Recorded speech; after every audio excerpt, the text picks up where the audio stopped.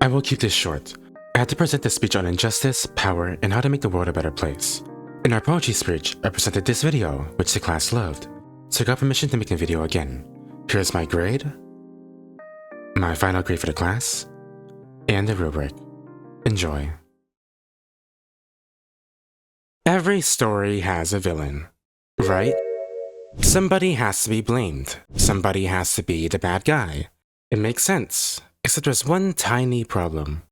Real life isn't a movie.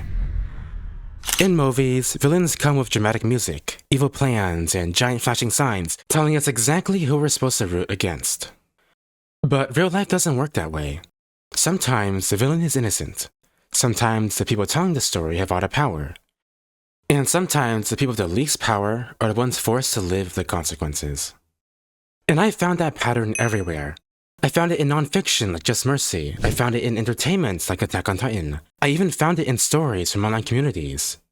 The more examples I saw, the more I kept coming back to one question. Who gets to decide someone else's story? To answer that question, let's investigate by taking a look at the book Just Mercy by Bryan Stevenson. Throughout the book, Stevenson tells stories about people with very little power in the justice system. The example that stood out to me the most was Walter McMillan, a man sentenced to death for a crime he did not commit. Even when serious problems appeared in the case, many people have already accepted the story that he was guilty.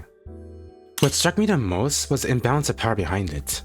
The people accusing Walter had the authority to shape how others saw him, while Walter struggled to make his own voice heard. Reading Just Mercy made me realize that injustice often happens when one side has the power to define reality, while the other side struggles to be heard. I found a very similar idea in Attack on Titan. Both sides explore how power can be used to control narratives. Throughout the later parts of Attack on Titan, an entire race of humans were judged based on stories people had been told for generations. Going as far as to refer to these people as a dirt-blooded alien, a descendant of devils! Governments and powerful leaders controlled information, and those stories shaped how entire populations viewed one another. The more I read, the more I noticed the same pattern from Just Mercy. One group had the power to define another before anyone took the time to understand them. I ask each of you to join me as I go to fight the devils who would plunge our world into hell! Help me defeat them! Here and now, as a representative of Marley's government, I send this message to the devils of Paradise. Consider this a declaration of war! While thinking about these ideas, I spoke with my friend Rowan, who I've known for about 3 years. I asked him if he's ever seen a situation where someone was treated unfairly because others were controlled by the narrative around him. He immediately thought of a teenager from an online community he used to be part of. According to Rowan, false rumors began spreading about the teenager.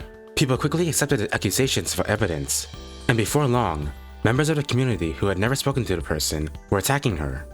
Eventually, the teenager left the community entirely. Months later, people realized accusations were exaggerated or completely false, but by then the damage had already been done. Listening to that story reminded me of both Just Mercy and Attack on Titan. The scale was different, but the pattern was exactly the same. One group had the power to shape the narrative, while the person being discussed had almost no power to defend themselves. Research supports this idea as well. Studies on storytelling and empathy have found that narratives can help reduce prejudice and improve attitudes towards stigmatized groups. In other words, stories do more than entertain us. They influence how we see other people. Researchers at Stanford University have also found that storytelling can help people connect with those whose experiences are different from their own. Just Mercy, Attack on Titan, Ruin's story, research, and even my own experiences online all point towards the same idea. Power is not always physical. That realization changed how I think about making the world a better place. When people hear that question, they often imagine becoming a politician, a lawyer, or some other public speaker. Those careers can create change, but they aren't the only ways to influence people. The internet has given ordinary people the ability to tell stories and reach audiences that would have been impossible to reach in the past.